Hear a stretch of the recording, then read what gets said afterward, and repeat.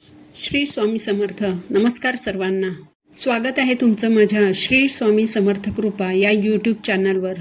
तुमचा आजचा दिवस तुम्हाला खूप सुखाचा आणि आनंदाचा जावो हीच मी स्वामींच्या चरणी प्रार्थना करते आणि आज या नवीन व्हिडिओला सुरुवात करते. येत्या 29 जुलैला वार आहे बुधवार आणि या दिवशी आलेली आहे गुरुपौर्णिमा. आषाढ महिन्यात येणाऱ्या पौर्णिमेला गुरुपौर्णिमा हा सण साजरा केला जातो. गुरु आणि शिष्य यांच्या पवित्र नात्याचा हा उत्सव असतो. तर पौर्णिमा तिथीला प्रारंभ होईल 28 जुलैला मंगळवारी संध्याकाळी 6:18 आणि ही पौर्णिमा तिथी समाप्त होईल 29 जुलैला बुधवारी रात्री 8:05 उदय तिथीनुसार आणि पंचांगानुसार बुधवारी 29 जुलैला गुरुपौर्णिमा साजरी केली जाणार आहे. पौर्णिमेच्या ज्या काही आपण सेवा उपाय जे करतो तर ते सुद्धा आपल्याला बुधवारीच करायचे आहेत. गुरुपौर्णिमा म्हणजे आपल्या गुरूंप्रती कृतज्ञता व्यक्त करण्याचा हा दिवस असतो. या गुरुपौर्णिमेला व्यास पौर्णिमा असंही म्हणतात, कारण याच दिवशी महर्षी व्यास यांचा जन्म झाला होता. त्यांना जगातील पहिले गुरु मानले जाते. अज्ञानाचा अंधार दूर करून प्रकाशाचं ज्ञान देणारी जी व्यक्ती असते ती म्हणजे आपले गुरु. असं म्हणतात की जर आपल्यासमोर आपले गुरु आणि आपले ईश्वर एकाच वेळी उपस्थित असतील तर सर्वप्रथम गुरूंना चरण स्पर्श करावा.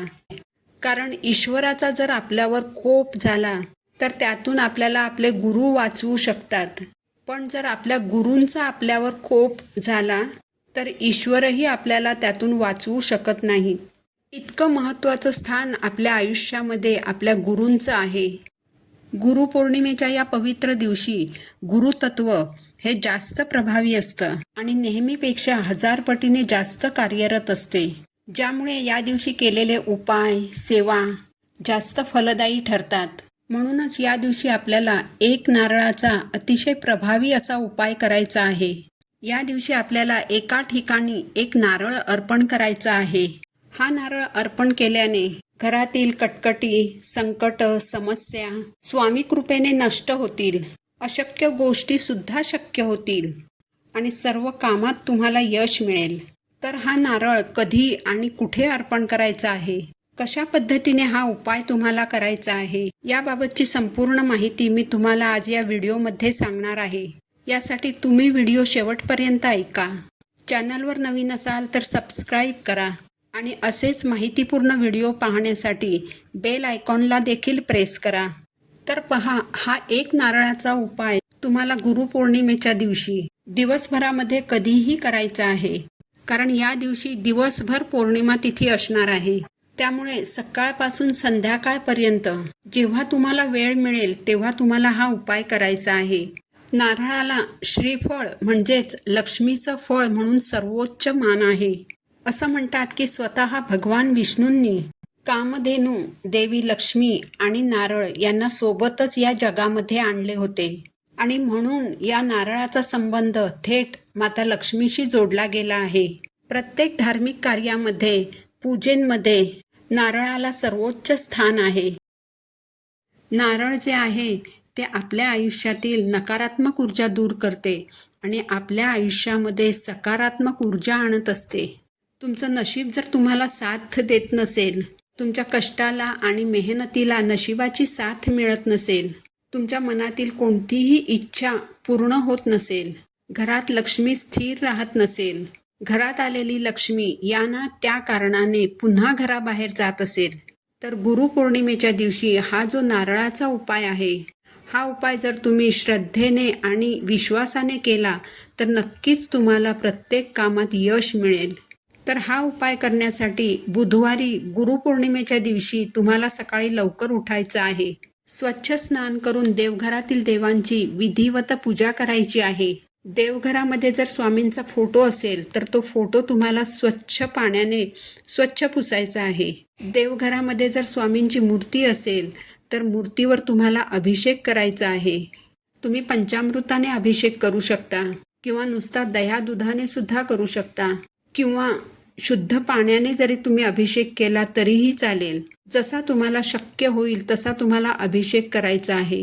कारण स्वामींप्रती कृतज्ञता व्यक्त करण्याचा हा दिवस आहे. स्वामींना प्रिय असणाऱ्या वस्तू आपल्याला या दिवशी त्यांना अर्पण करायच्या आहेत. म्हणून अभिषेकानंतर स्वामींना हिना अत्तर लावायचं, गंध लावायचं, पिवळी फुलं अर्पण करायची, धूप दीप अगरबत्तीने ओवाळायचं आणि यानंतर आपल्याला मुख्य उपाय जो आहे तर तो करायचा आहे. हा उपाय करण्यासाठी तुम्हाला एक नारळ घ्यायचा आहे. ज्यामध्ये पाणी असेल असा नारळ तुम्हाला घ्यायचा आहे. शक्यतो नवीनच नारळ तुम्हाला घ्यायचा आहे. कोणत्याही धार्मिक कार्यासाठी वापरलेला असेल असा नारळ तुम्हाला घ्यायचा नाही.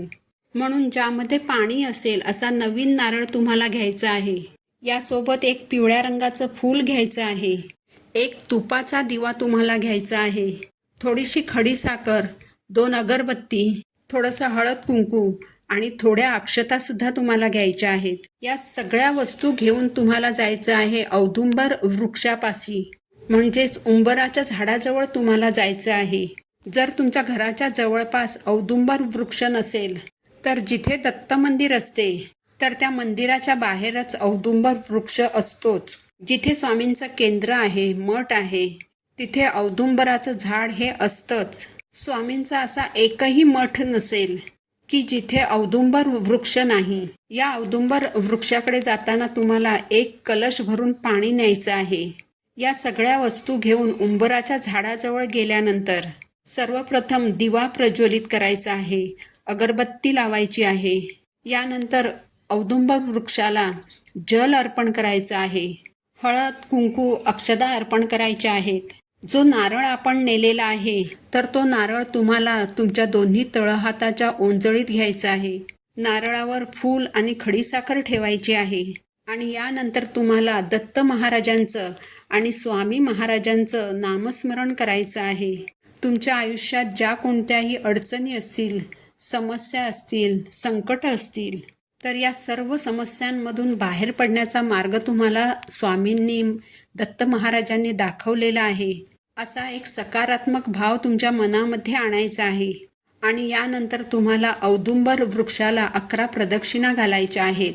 प्रदक्षिणा घालत असताना ओम द्राम दत्तात्रेया स्वामी समर्थाय नमः या मंत्राचा तुम्हाला 11 वेळा जप करायचा आहे. 11 प्रदक्षिणा घालून झाल्यानंतर हातातील सर्व वस्तू औदुंबर वृक्षाच्या मुळाजवळ ठेवायच्या आहेत. दोन्ही हात जोडून नमस्कार करायचा आहे आणि तुमच्या आयुष्यात ज्या अडीअडचणी आहेत, संकट, समस्या आहेत त्यांचं निवारण होण्यासाठी दत्त महाराजांना, स्वामी महाराजांना अगदी मनोभावे प्रार्थना करायची आहे. कारण औदुंबर वृक्षामध्ये साक्षात आपले दत्त महाराज, स्वामी महाराज निवास करतात. या झाडाची पूजा करून या झाडाला प्रदक्षिणा घातल्याने आपल्या इच्छा, मनोकामना पूर्ण होतात. याचबरोबर जे आपल्या हातून जी पापं घडलेली असतात ती सुद्धा नष्ट होतात. याचबरोबर औदुंबर वृक्षाचा थेट संबंध हा शुक्र ग्रहाशी असतो आणि शुक्र ग्रह हा धन, ऐश्वर्य, संपत्तीशी संबंधित आहे. हा उपाय केल्यामुळे घरातील दारिद्र्य, पैशांच्या अडचणी दूर होतात. यानंतर औदुंबर वृक्षाजवळ ठेवलेला नारळ, फूल आणि खडीसाखर आपल्याला उचलून घ्यायचं आहे आणि या तिन्ही वस्तू घेऊन तुम्हाला स्वामींच्या मठामध्ये किंवा दत्त महाराजांच्या मंदिरामध्ये जायचं आहे. नारळ, फूल आणि खडीसाखर हातात घेऊन तुम्हाला स्वामी महाराजांसमोर उभं राहायचं आहे. अनन्य भावाने तुम्हाला स्वामींना शरण जायचं आहे. अगदी मनोभावे हातातल्या वस्तू महाराजांना अर्पण करायच्या आहेत आणि महाराजांना प्रार्थना करायची आहे की माझ्या आयुष्यात ज्या काही अडचणी आहेत, संकट आहेत, ज्या काही माझ्या समस्या आहेत तर त्यांचं निवारण होऊ द्या.